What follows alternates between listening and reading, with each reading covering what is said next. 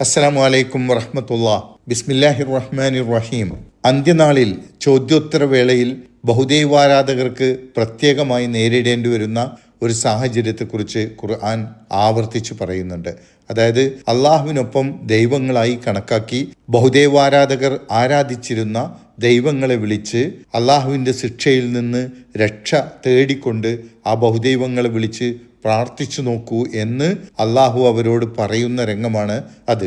ഈ ബഹുദൈവാരാധകരുടെ ചെയ്തികൾ എന്തുമാത്രം അനർത്ഥമായിരുന്നുവെന്നും അതിനെക്കുറിച്ച് അവരെ പ്രവാചകന്മാർ ഉത്ബോധിപ്പിച്ചപ്പോൾ അവർ ധിക്കരിക്കുകയും നിഷേധിക്കുകയുമല്ലേ ചെയ്തത് എന്ന കാര്യം ഓർമ്മിപ്പിച്ചുകൊണ്ടുമാണ് എൻ്റെ സഹായികളും കൂട്ടാളികളുമായി നിങ്ങൾ കണ്ടെത്തിയിരുന്ന ദൈവങ്ങളെയൊക്കെ സഹായത്തിന് വിളിച്ചു നോക്കൂ ഈ ശിക്ഷയിൽ നിന്ന് രക്ഷപ്പെടാൻ എന്ന് അവരോട് ആക്ഷേപത്തിൻ്റെയും താക്കീതിൻ്റെയും ഭാഷയിൽ പറയുന്നത്.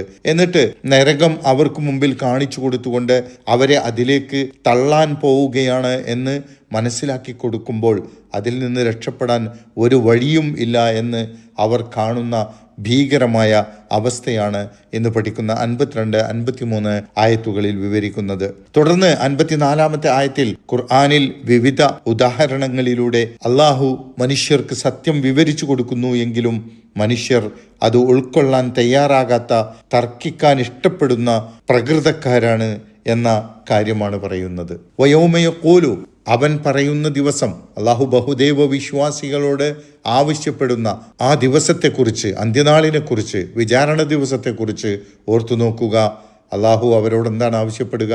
നാദു, നിങ്ങൾ വിളിക്കുക, ശുറക്കായി, എൻ്റെ പങ്കാളികളെ, അല്ലദീന സഅംതും, നിങ്ങൾ വാദിച്ച, എൻ്റെ പങ്കാളികളെന്ന് നിങ്ങൾ വാദിച്ച, നിങ്ങൾ ദൈവങ്ങളായി കണക്കാക്കി വിളിച്ചു പ്രാർത്ഥിച്ചിരുന്ന ജിന്നുകളെയും മനുഷ്യരെയും വിഗ്രഹങ്ങളെയും നിങ്ങൾ ഇപ്പോഴൊന്ന് വിളിച്ചു പ്രാർത്ഥിക്കുക. അവരോട് നിങ്ങൾ രക്ഷക്കായി സഹായം തേടുക. ദൈവികമായ ഒരു കഴിവുമില്ലാത്ത അള്ളാഹുവിൻ്റെ സൃഷ്ടികളെ അള്ളാഹുവിൽ പങ്കു ചേർത്തുകൊണ്ട് ബഹുദൈവാരാധകർ ചെയ്ത കുറ്റം എത്രമാത്രം ധിക്കാരമായിരുന്നുവെന്ന് അവരെ ബോധ്യപ്പെടുത്താൻ ആക്ഷേപത്തിൻ്റെയും താക്കീതിൻ്റെയും ശൈലിയിൽ അവരോട് അള്ളാഹു ബഹുദൈവങ്ങളെ വിളിച്ച് സഹായം തേടാൻ പറയുകയാണ്. ഫദഅൗഹും, അപ്പോൾ അവർ വിളിച്ചു നോക്കുന്നു, അവർ ആ ബഹുദൈവങ്ങളെ സഹായത്തിനായി വിളിക്കുന്നു. ഫലം യസ്തജീബൂ ലഹും, എന്നാൽ അവയൊന്നും അവർക്കുത്തരം നൽകിയില്ല. അപ്പോൾ അവർ നിരാശയോടെ മനസ്സിലാക്കുന്നു, തങ്ങൾ വിളിച്ചു പ്രാർത്ഥിച്ചിരുന്നവയൊക്കെയും തങ്ങൾക്ക് ഉപകാരമോ സഹായമോ ചെയ്യാൻ കഴിവില്ലാത്തവയാണ് എന്ന് ഒടുവിൽ അവർ മനസ്സിലാക്കുന്നു. വജഅൽനാ ബൈനഹും മൗബിഖ, അപ്പോൾ നാം അവർക്കിടയിൽ ഒരു നാശഗർത്തം ഉണ്ടാക്കും. അപ്പോൾ ബഹുദൈവാരാധകർക്കും അവർ വിളിച്ചു പ്രാർത്ഥിച്ചു കൊണ്ടിരുന്നവയ്ക്കും ഇടയിലായിരിക്കും അള്ളാഹു ഉണ്ടാക്കിയ മഹാനാശത്തിൻ്റെ ഗർത്തം. മൗബിഖ് എന്നാൽ നാശത്തിൻ്റെ ഗർത്തം എന്നാണ്. നരകം തന്നെയാണ് ഇതുകൊണ്ട് ഉദ്ദേശിക്കുന്നത് എന്നാണ് അധിക പണ്ഡിതന്മാരും പറഞ്ഞിട്ടുള്ളത്. തുടർന്ന് പറയുന്നതിൽ നിന്നും മനസ്സിലാവുന്നതും അത് തന്നെ. വറഅൽ മുജ്രിമൂനന്നാറ, അപ്പോൾ കുറ്റവാളികളൊക്കെയും നരകം നേരിൽ കാണും. ഫളന്നു, അപ്പോൾ അവർ മനസ്സിലാക്കുന്നു, അന്നഹും വാഖിഉഹ, അവർ അതിൽ വീഴാൻ പോവുകയാണെന്ന്. നരകത്തിലേക്ക് അവരെ തള്ളിവിടുന്നതിന് മുമ്പ് അവരത് കൺമുന്നിൽ കാണുകയാണ്. അവർ അതിൽ പതിക്കാൻ പോവുകയാണെന്ന് അവർക്ക് സംശയമില്ലാത്ത വിധം ഉറപ്പാവുകയും ചെയ്യുന്ന അവസ്ഥ അത്യന്തം ഭീകരമായിരിക്കും. വലം യജിദു അൻഹാ മസ്രിഫ, അതിൽ നിന്ന് തിരിഞ്ഞു പോവാൻ ഒരു വഴിയും അവർ കാണുകയില്ല. അതിൽ നിന്ന് രക്ഷപ്പെടാൻ ഒരു മാർഗവുമില്ല എന്നവർ ആ സന്ദർഭത്തിൽ മനസ്സിലാക്കുന്നു. ബഹുദൈവ വിശ്വാസികൾ അവരുടെ വിശ്വാസത്തെ പലതരത്തിലാണ് ന്യായീകരിക്കുക. പക്ഷേ അന്ത്യനാളിൽ അവർക്ക് മനസ്സിലാവും അതൊക്കെയും യാതൊരു പ്രയോജനവുമില്ലാത്ത വാദങ്ങളായിരുന്നു എന്ന്. ഇനി ഖുർആനിൽ ഉദാഹരണങ്ങളിലൂടെ, ഉപമകളിലൂടെ അള്ളാഹു സത്യത്തെ മനസ്സിലാക്കി തരുന്നു എന്ന് പറയുകയാണ്. 54 ആയത്തിൽ, വലഖദ് സറഫ്ന, തീർച്ചയായും നാം വിവരിച്ചിരിക്കുന്നു, ഫീ ഹാദൽ ഖുർആനി, ഈ ഖുർആനിൽ, ലിന്നാസി, ജനങ്ങൾക്ക്, മിൻ കുല്ലി മസലിൻ, വിവിധങ്ങളായ ധാരാളം ഉദാഹരണങ്ങളിലൂടെ.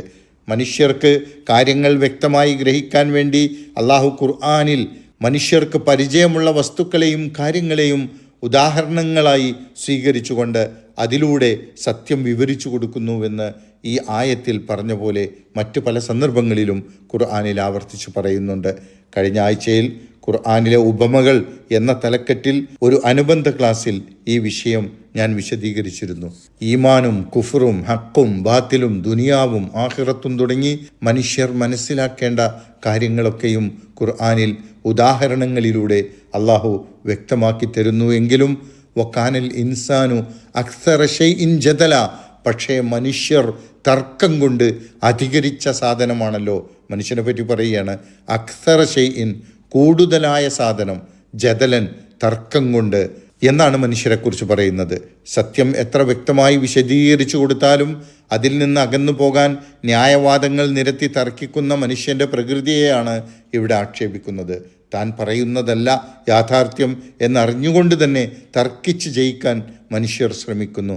അതിനുള്ള കഴിവും അങ്ങനെയുള്ള പ്രവണതയും മനുഷ്യരിൽ കൂടുതലാണ് എന്നാണ് സത്യത്തെ നിഷേധിക്കുന്നവരെ സൂചിപ്പിച്ചുകൊണ്ട് ഇവിടെ പറയുന്നത്.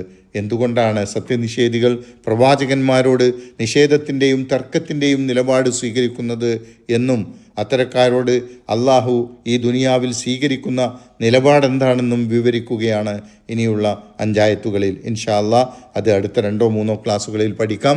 അള്ളാഹു സുബ്ഹാനഹു വ തആല നമ്മെ അനുഗ്രഹിക്കുമാറാകട്ടെ. അസ്സലാമു അലൈക്കും വറഹ്മത്തുള്ളാഹി വബറകാതുഹു.